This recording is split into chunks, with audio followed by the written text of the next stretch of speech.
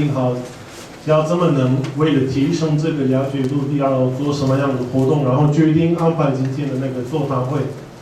我们第一个是请了，你们会看到他是那个硕士班是在以色列那边念过的，有是住在那边已经7年。他又是在土耳其一个有名的那个 media group 的一个企分的，又是那个 Turkish Review 土耳其评论杂志。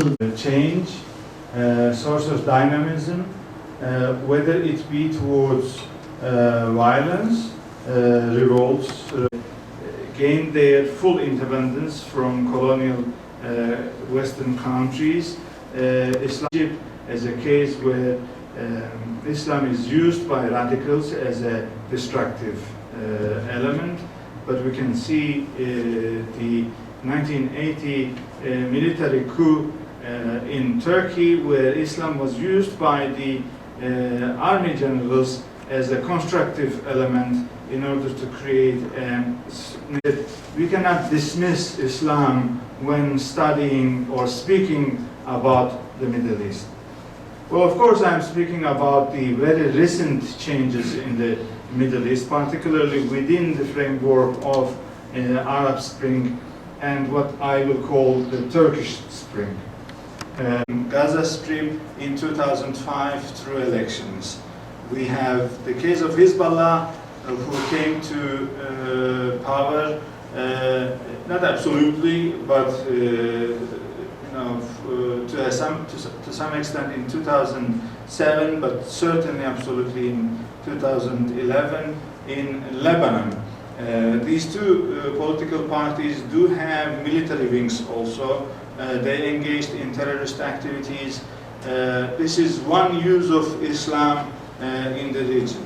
I will speak about the divine aid in Syria, which is currently fighting to topple the Bashar al-Assad regime, and Al-Shahab in Somali case, or Boko Haram in Nigerian case. These are the largest groups that there are almost in any Muslim country. There is at least one Salaf. Both of these political parties are using the pretext of an occupation. Hezbollah is both of them are using the occupation of Palestinian and Syrian lands by the State of Israel.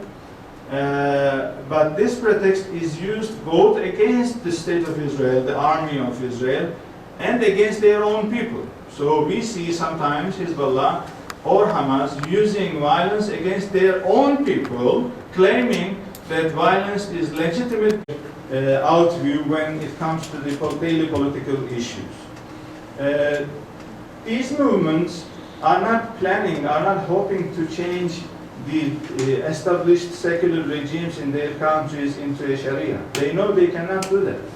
They are, compared to Hezbollah and Hamas, they are at least more realistic. They know that they can change things, but to some extent. Well, there are in Turkey, but they are active. Hizmet says, change the people if you can. And how you can change the people? Through education. Through first-hand services you give to the people. Establish hospitals, and in the hospitals, when people take service from you, they will also take goodwill from you. Establish interfaith, meaning whereas all other politically motivated groups look at the world with a Cartesian mentality, meaning there is black and white, Hizmet operates in the gray zone. Suburban spaces of the cities. And they grow up a kind of reactionary ideology towards the established rich people. It's just like how the bourgeoisie was created in the Western cities. Rich men, all becoming rich, they moved to the cities, but they were not accepted into the core of the city. So they developed a revolutionary ideology against the aristocracy or religious higher classes. In our case, we had secular elites in the city centers and religious people coming from rural areas, the periphery. Those religious people coming from the periphery, they established, again, village-like neighborhoods around the cities, and they joined the National Salvation Party, which was the father party of today's AK Party.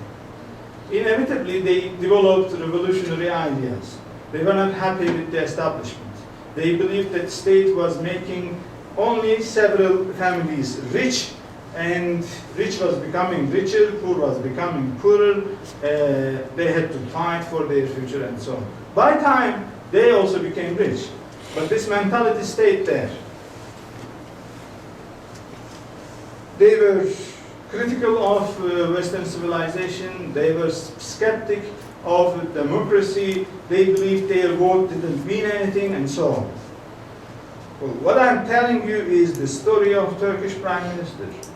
Today's Prime Minister, Recep Tayyip Erdogan. His father moved from the city of Rize, which is a far northeastern city, poorest city of Turkey today. He moved from Rize to Istanbul, and they had no other chance but to stay in one of the poorest neighborhoods of the city, which was actually next to a very rich neighborhood of the city. They were staying in the valley, and in the mountain there were rich people. So in his youth, in his childhood, Recep Tayyip Erdogan was looking towards the mountain and seeing the villas and larger houses of the rich people.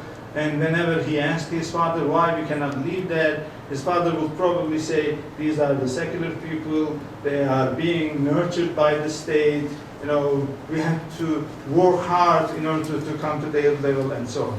In fact, he did. He became a rich man. But he didn't leave that reactionary ideology. So he is politician, but he is still angry at rich men.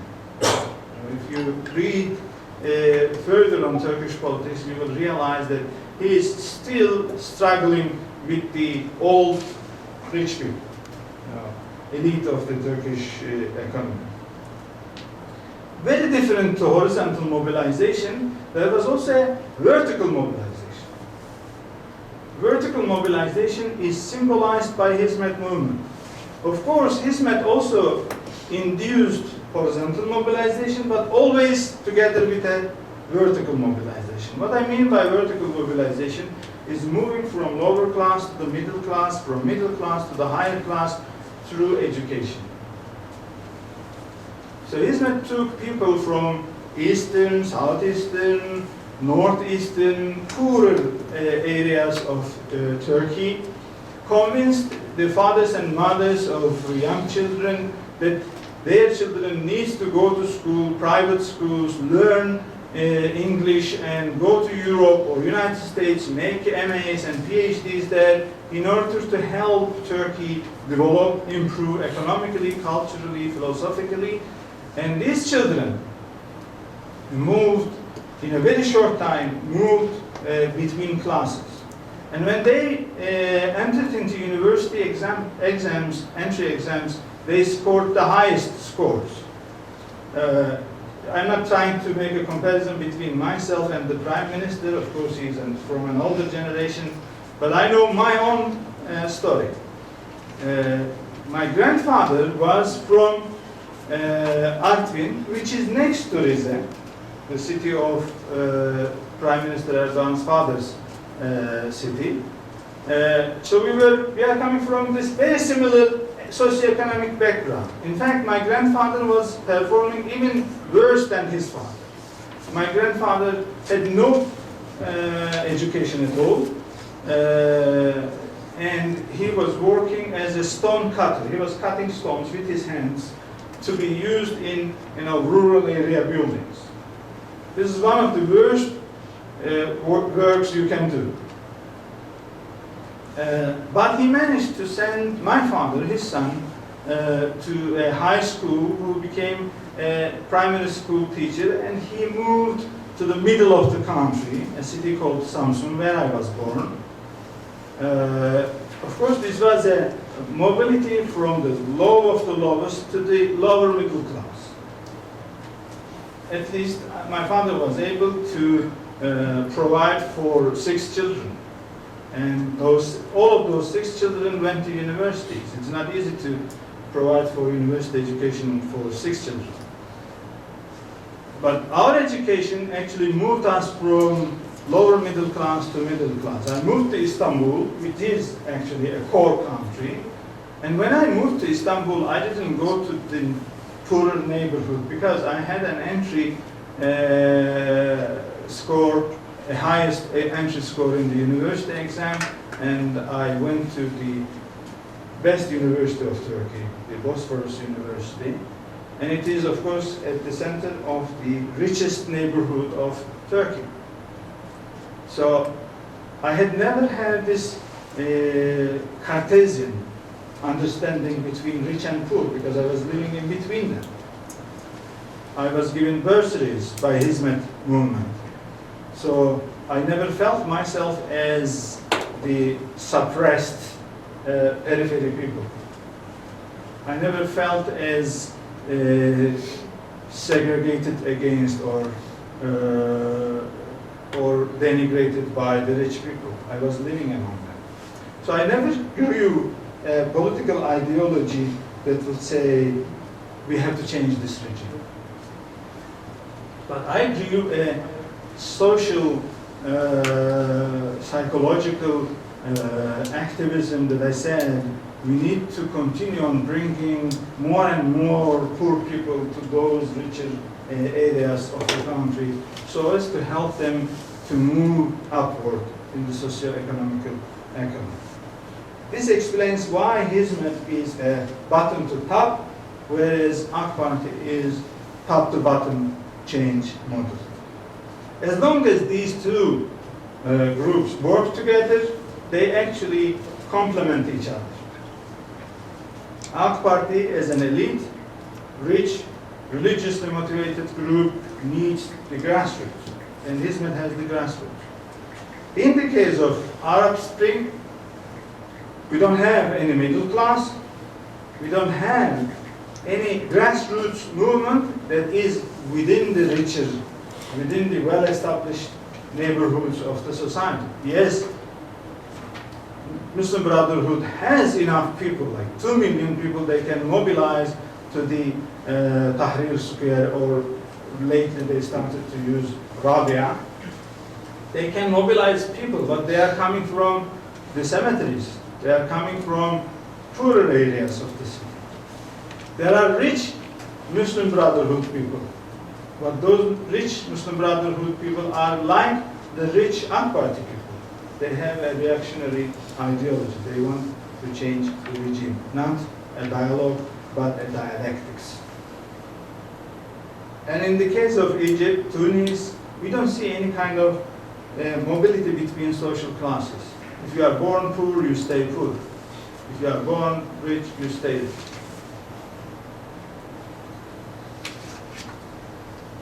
In the case of Egypt, we see very little amount of interfaith activities. In fact, it should be more in Egypt because 10% of the society is Christian, whereas only 0.1% of the society in Turkey is Christian. But the Turkish society, thanks to Hizmet movement, has developed a tolerant understanding towards the others, whatever they are, and engaged in interfaith, intercultural dialogue. They engaged into interfaith, intercultural dialogue with any kind of segments of the society. They managed to bring Maoists, communists, Leninists, and religious, radical religious people together around the same table.